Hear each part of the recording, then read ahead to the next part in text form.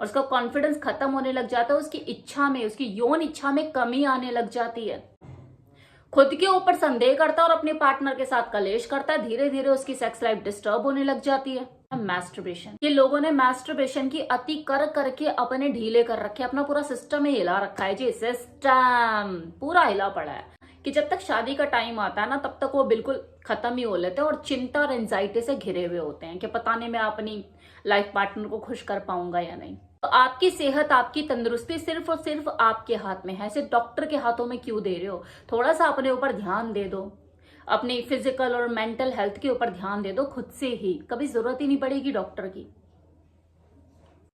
तो थ्रीसम से दूरी बनाइए अगर आपको शारीरिक रूप से खुद को स्वस्थ रखना है, मतलब शराब, स्मोकिंग, शुगर और मैस्टरबेशन। और मानसिक स्तर पे खुद को स्वस्थ रखने के लिए मेडिटेशन, योगा कीजिए और खुद को मेंटल स्ट्रेस से दूर रखिए। इरेक्टाइल डिस्फंक्शन किसे कहते हैं और इसके लक्षण और उपचार क्या है? इरेक्टाइल डिस्फंक्शन में ये जो इरेक्टाइल वर्ड है ये लिया गया है इरेक्शन से।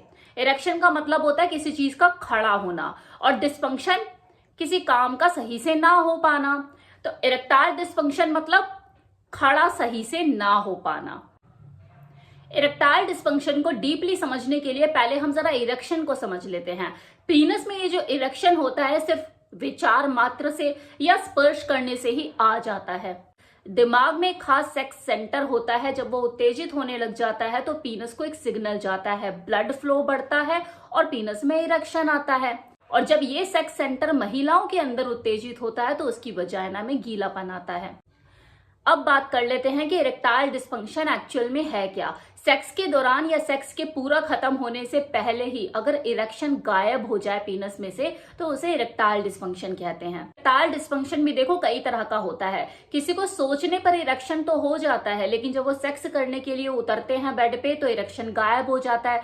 किसी को हल्का सा अंदर टच करते ही, डालते ही इरेक्शन गायब हो जाता है। किसी को आधे टाइम तक रहता है, लेकिन जब वो इंटरकोर्स के दौरान थ्रस्टिंग कर रहे होते हैं तो धक्के लगाते हुए अचानक से जो इरेक्शन है वो गायब हो जाता है। ये सभी समस्या जो सेक्स के दौरान आपका पीनस झेल रहा होता है इरेक्टाइल डिस्फंक्शन का संकेत देती है। इरेक्शन सेक्स होने के बाद, मतलब आपका इजैक्यूलेशन हो जाने के बाद खत्म होना चाहिए। वही सही संकेत होता है कि आपकी जो पिनाइल हेल्थ है वो अच्छी है। कई बार लोगों को अच्छा खासा सिस्टम होते हुए भी अपना खुद पर ही शक होने लग जाता है कि मैं इरेक्टाइल डिस्फंक्शन से पीड़ित तो नहीं हूँ। भाई सीधी सी बात है, जिस काम को करने के लिए आप बेड पर उतरे हो वो सही से हो जाए और संतुष्टिपूर्ण हो जाए, आप भी खुश और आपकी पार्टनर भी खुश, तो सब चीजें बढ़िया है। जिन लोगों के अंदर इरेक्शन की कमी आ जाती है वो चिड़चिड़े रहने लग जाते हैं और उनका कॉन्फिडेंस लेवल भी डाउन होने लगता है, क्योंकि इरेक्टाइल डिस्फंक्शन दो तरह का होता है, शारीरिक और मानसिक। अगर किसी खास समय इरेक्शन आ रहा है लेकिन सेक्स के दौरान इरेक्शन नहीं आ रहा है तो ये इरेक्टाइल डिस्फंक्शन मानसिक हो सकता है। अब यहाँ पे खास समय का मतलब क्या कि मॉर्निंग में आपको इरेक्शन आ रहा है, आप यूरिन पास कर रहे हैं कि हाँ इरेक्शन है, या कुछ सोच रहे हैं आपको इरेक्शन आ रहा है, आप मैस्टरबेट कर रहे हैं इरेक्शन है आपके पीनस में, कोई दिक्कत नहीं, लेकिन जब आप सेक्स के लिए उतरते हैं बेड पे तो आपका इरेक्शन गायब हो जाता है। तो इसका मतलब आप शारीरिक रूप से फिट हैं, आपका वो टूल भी फिट है, उसमें इरेक्शन से रिलेटेड कोई समस्या नहीं है। लेकिन जब आप अपने पार्टनर के साथ सेक्स करने उतरते हो तो आपके दिमाग में कुछ ना कुछ ऐसी चीजें चल रही होती है जो आपको मेंटली डिस्टर्ब करती हैं। वो हो सकता है कि आपको कोई मेंटल स्ट्रेस हो जो उसी वक्त आपके दिमाग में दौड़ता हो, या फिर आपको एंजाइटी इशू हो, आपको डाउट रहता हो कि यार पता नहीं मैं अच्छे से कर पाऊंगा या नहीं, जिसकी वजह से आपका इरेक्शन गायब हो जाता हो। इस सिचुएशन में आपको थेरेपिस्ट या किसी सलाहकार, साइकोलॉजिस्ट या सेक्सोलॉजिस्ट की मदद की जरूरत पड़ सकती है। आप खुद से भी मेडिटेशन करके, योगा करके, मैस्टरबेशन जैसी अगर कोई बीमारी आपको लगी हुई है, इसकी लत लगी हुई है, तो इससे दूरी बना के एक हेल्दी लाइफस्टाइल लीड करके खुद को मानसिक तनाव से दूर रख के अपने एंजाइटी इशू के ऊपर वर्क करके इस समस्या का निवारण आप खुद भी निकाल सकते हैं। और अगर इरेक्टाइल डिस्फंक्शन की आपकी समस्या शारीरिक रूप से है तो थ्रीसम आपको प्रभावित कर सकते हैं, मतलब शराब, स्मोकिंग, शुगर और मैस्टरबेशन।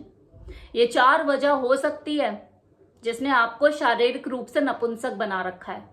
क्योंकि अगर आपके पीनस में ब्लड फ्लो की कमी है, आर्टरीज में किसी तरह की कोई ब्लॉकेज है जिसकी वजह से जो ब्लड है वो तेजी से पीनस में नहीं जा पाता, तो इसके पीछे क्या वजह हो सकती है? या तो आपने मास्टरबेशन कर करके अपनी नसों को कमजोर कर डाला है, नर्वस सिस्टम वीक हो चुका है वहां का, या फिर आर्टरीज में अगर ब्लॉकेज है तो किस वजह से है? आपके बैड लाइफस्टाइल से, खाने पीने की आदतों से।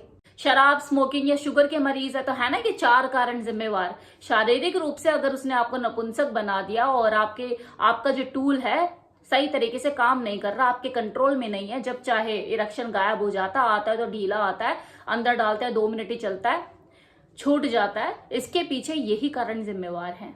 डॉक्टरों का भी यही कहना है कि इरेक्टाइल डिस्फंक्शन के पीछे 80% केसेस में शारीरिक कारण जिम्मेवार होते हैं और 20% केसेस ही मानसिक तौर पर पीड़ित होते हैं। किसी इंसान के अंदर इरेक्टाइल डिस्फंक्शन जैसी समस्या पैदा हो जाती है तो वो धीरे धीरे सेक्स से जी चुराने लग जाता है, वो खुद को असमर्थ पाता है और उसका कॉन्फिडेंस खत्म होने लग जाता है, उसकी इच्छा में, उसकी यौन इच्छा में कमी आने लग जाती है, खुद के ऊपर संदेह करता है और अपने पार्टनर के साथ कलेश करता है, धीरे धीरे उसकी सेक्स लाइफ डिस्टर्ब होने लग जाती है। अब समस्या तो है शारीरिक तौर पर कैसे ठीक की जाए। जैसे शरीर बिगड़े हुए खान पीन से, वैसे शरीर को सुधारा जाता है खान पीन को ठीक करके। तो आपके खाने पीने में बदलाव लाके आपकी समस्या को ठीक करने की कोशिश की जाती है। और अगर आप मैस्टरबेशन की लत लगी हुई है आपको, तो इससे आपको दूरी बनाने के लिए बोला जाता है।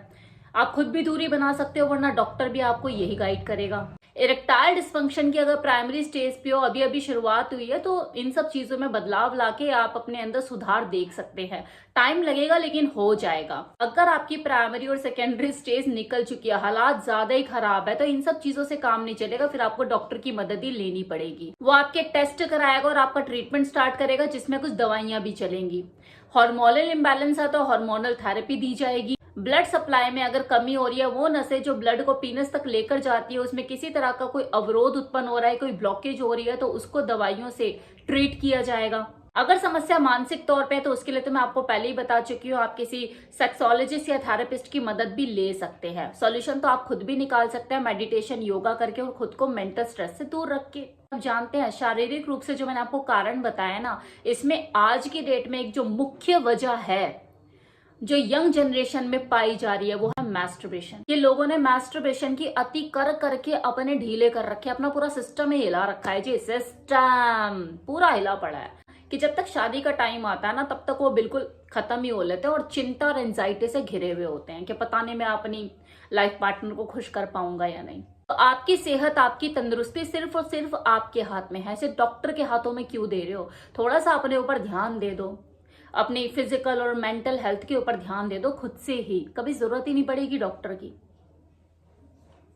तो थ्रीसम से दूरी बनाइए अगर आपको शारीरिक रूप से खुद को स्वस्थ रखना है, मतलब शराब, स्मोकिंग, शुगर और मैस्टरबेशन। और मानसिक स्तर पे खुद को स्वस्थ रखने के लिए मेडिटेशन, योगा कीजिए और खुद को मेंटल स्ट्रेस से दूर रखिए।